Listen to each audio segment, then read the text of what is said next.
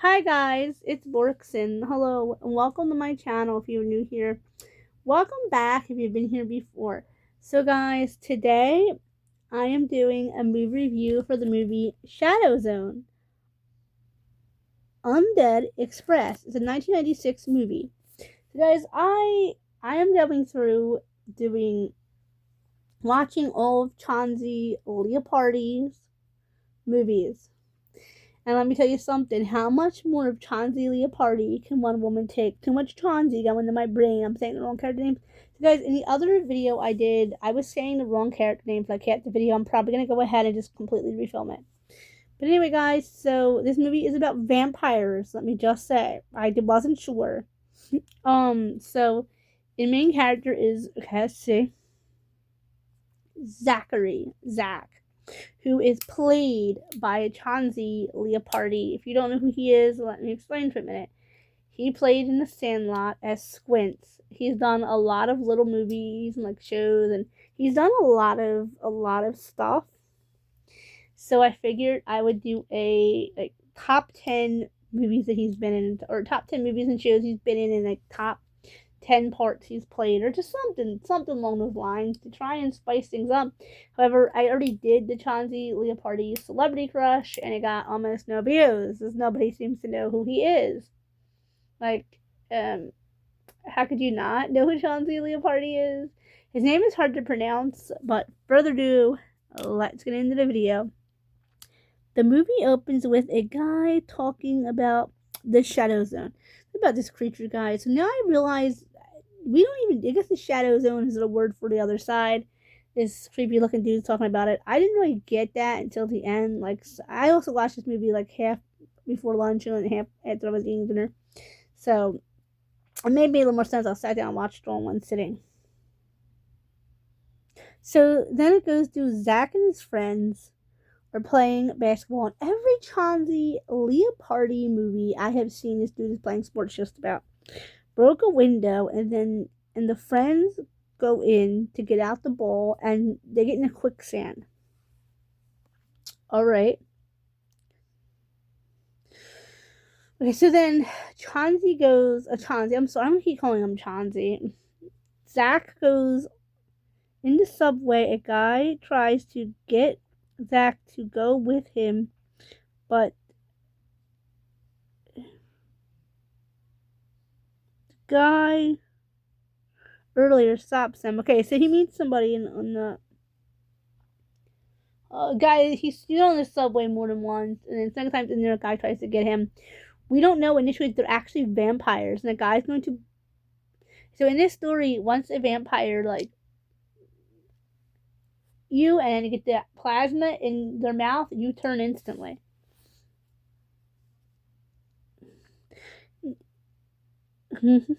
Zach got on the undead express, so he gets on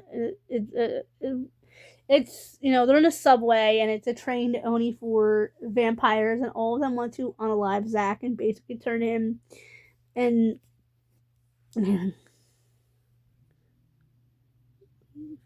okay, so then we meet a character named Valentine, who cannot leave without an okay. And he says, "I will protect you, Zach, and I will take care of you." And he's like, "Oh, okay."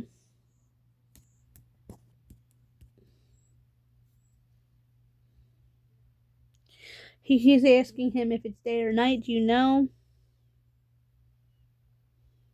Zach goes and talks to his friends and tells them about it.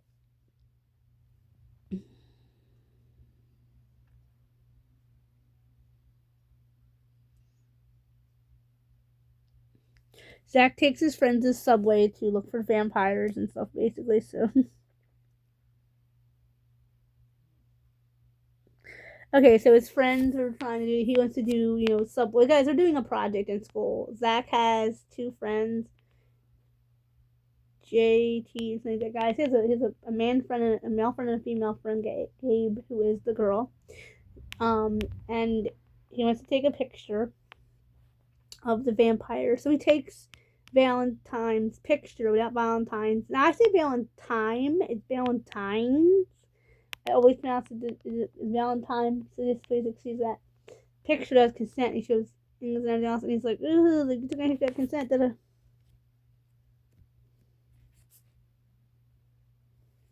So Zach is telling his friends this, and they get into an argument. I would say a fight, but an argument. And they say that,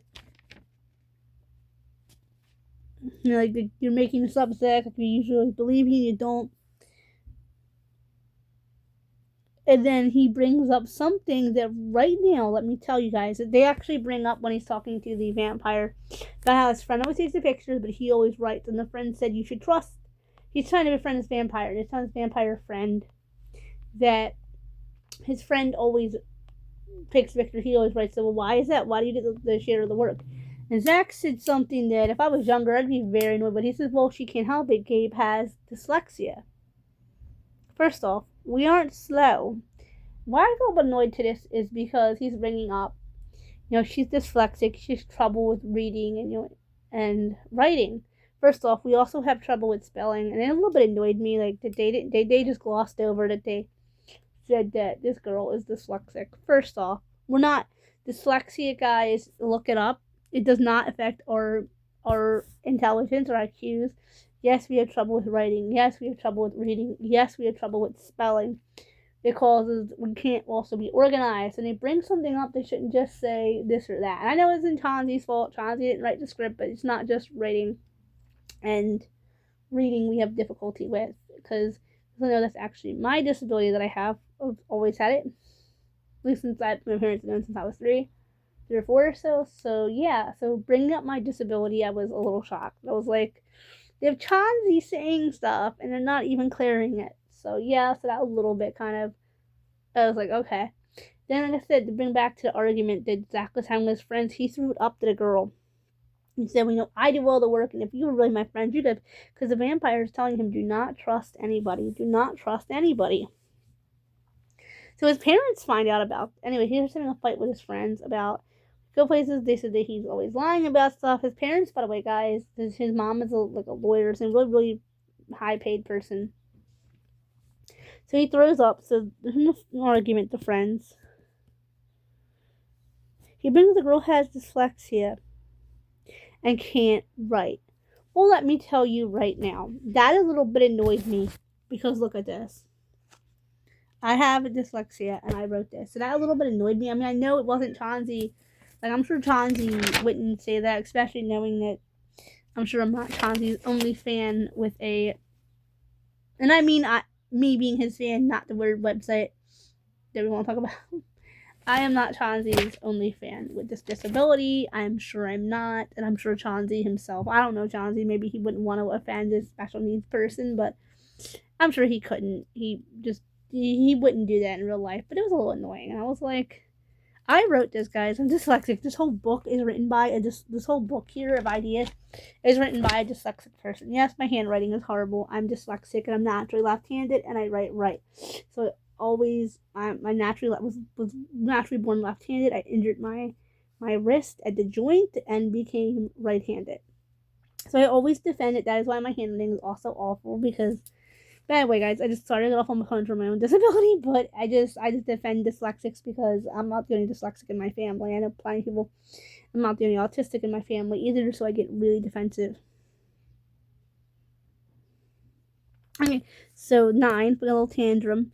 The vampire gave Zach a tour of his old, I guess, like his office area.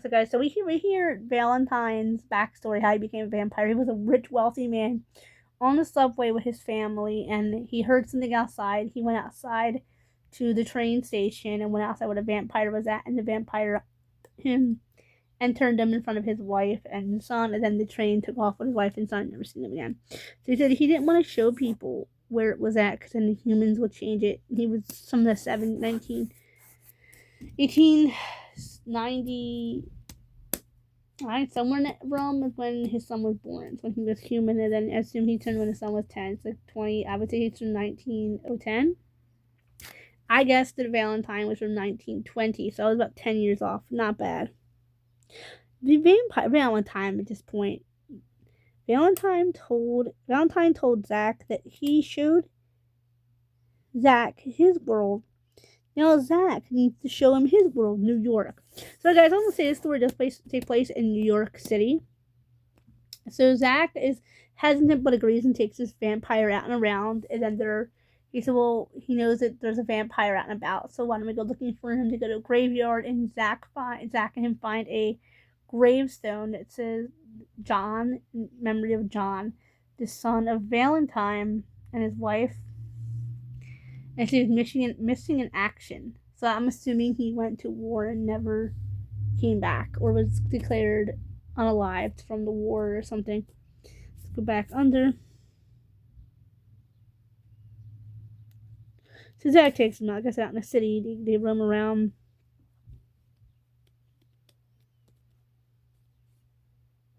Anyway, so they're there, and then two vampires start fighting right in the graveyard. And they did this, so this boy has no protection, you can't turn him, blah, blah, and they're just like fighting there, which is a little weird.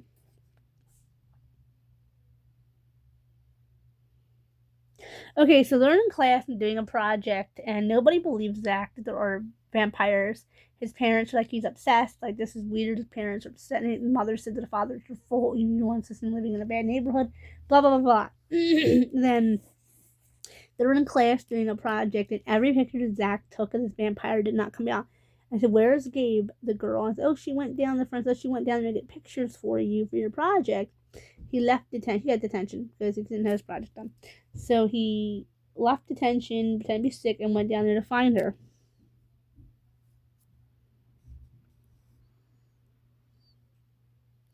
And when they go down, there's a janitor man or a worker down there. I would assume he was a worker. Just like I said, guys, a lot of this story, honestly, a lot of Chauncey Leopardi movies, no offense, Chauncey, is a lot of guessing.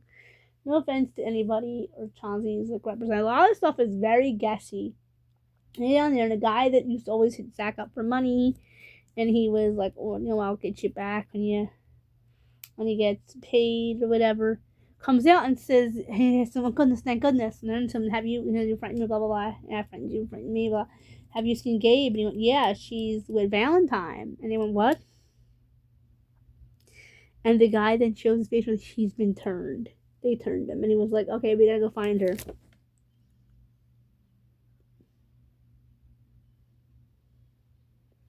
So he goes into the room where the vampires are, and the girl is being held there against her will, and the guy said, well, I'm going to turn her because this or that, like, if you can get us all out to escape us out to the world, like, I will turn your friend if not. And he goes in to turn her to her, and then Zach said, no, I'll do it. She said, no, Zach, don't do it. She said, I want this to happen to your mom or my mom, like, just let it, just turn her or whatever. But he agrees to it, and it's okay, hit a switch and let our train go over to in the human world.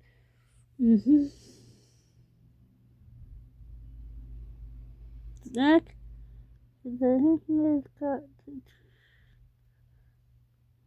okay, so they're getting on the bus, and afterwards on the train, and the train realizes it's going above the subway, which you guys know if you guys live in a city that has subway, that it goes underground and then it goes up, which is always, guys, I will tell you, I live in a city with a big subway and I'm scared of it. I won't even get on the subway. Underground dangerous because it could be bad people, and then on ground high, I'm scared of heights, so I won't go anywhere near the subway. And the last time I was in the subway, I went downtown to look at the statue of the naked guys. Like a couple there. Anywho, when they raise up, the vampires are like, well, your life is going to be over. Basically, they're threatening to turn Zach and his friends. Like, the rest of life, he won't lie. And as they're going to go up, the sun starts to expose all of the vampires. And they all are burning in the sun.